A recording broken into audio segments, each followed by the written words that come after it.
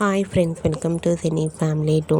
TV serial actor Nikhil ప్రస్తుతం star మా ఛానల్లో ప్రసారమవుతున్న చిన్ని సీరియల్లో విజయ్ క్యారెక్టర్లో నటిస్తూ మంచి సక్సెస్ను అందుకుంటున్నారు. నిఖిల్ బిగ్ బాస్ సీజన్ 8 విన్నర్గా కూడా తనకంటూ ప్రత్యేకమైన గుర్తింపును సంపాదించుకున్నారు.